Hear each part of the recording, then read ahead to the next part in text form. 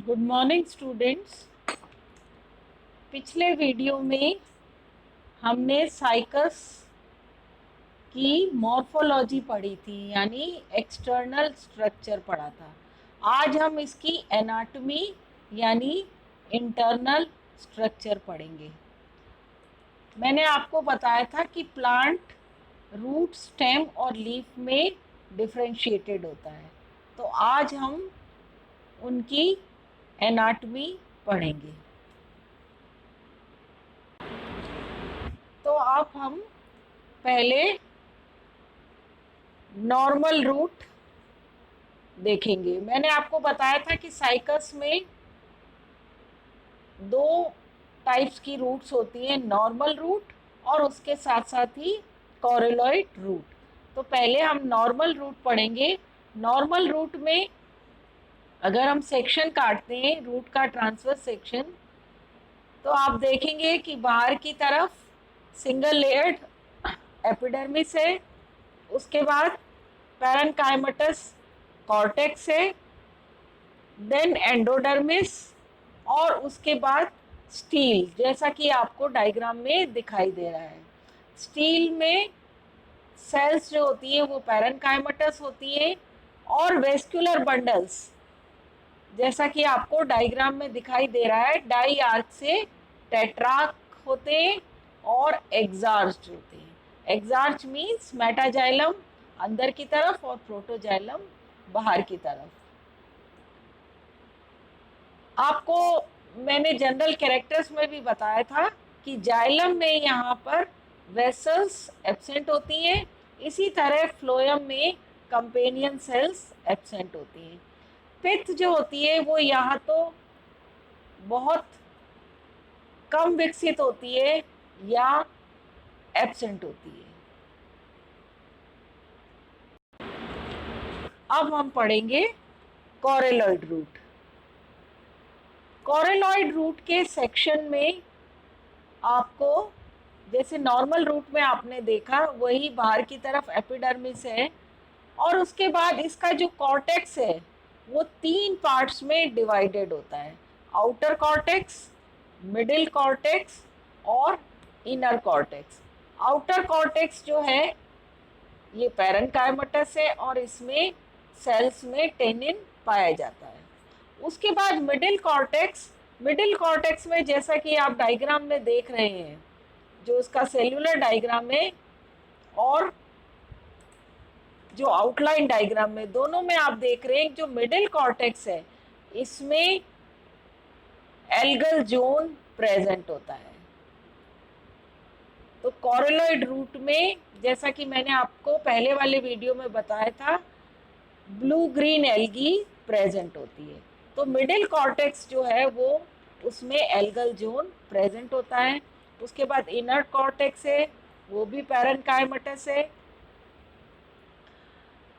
Steel, steel वही पैरेन्काइमटस sales का बना होता है।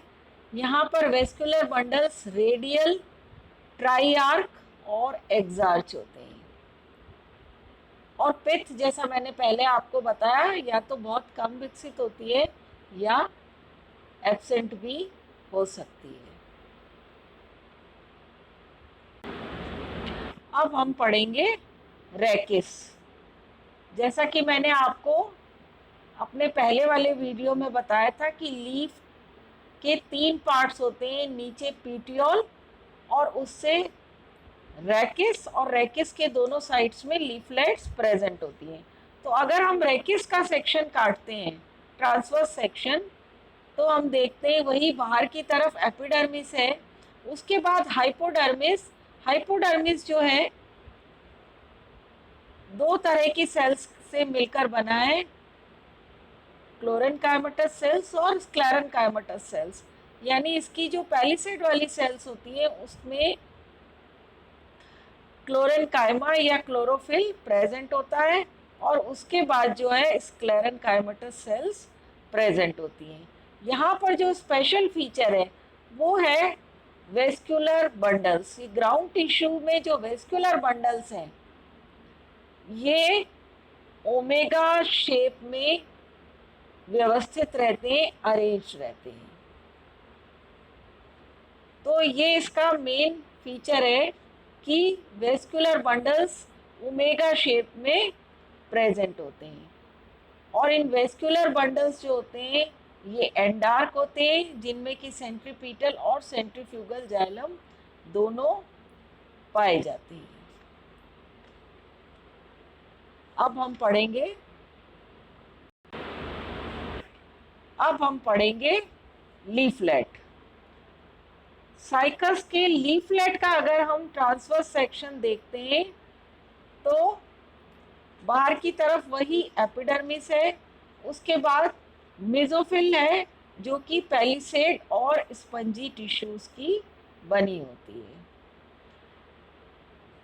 यहाँ पर स्पेशल फीचर जो है वो है पैलिसेड और स्पंजी टिश्यूज के बीच में ट्रांसफ्यूजन टिश्यूज प्रेजेंट होते हैं, जैसा कि आप डायग्राम में देख रहे हैं। ये ट्रांसफ्यूजन टिश्यूज की जो सेल्स होती हैं, ये सेल्स लंबी होती हैं, कलरलेस होती है और अनुप्रस्थ रूप से यानी ट्रांसवर्स रूप से फैली हुई रहती हैं। तो ये इसका स्पेशल फीचर है लीफलेट का। और सेंटर में सेंट्रीपीटल और सेंट्रीफ्यूगल जाइलम वेस्कुलर बंडल में प्रेजेंट होते हैं। इसके अलावा कैल्शियम ऑक्सीलेट के क्रिस्टल्स भी प्रेजेंट होते हैं। तो ये था साइकस की एनाटमी या इंटरनल स्ट्रक्चर। Thank you.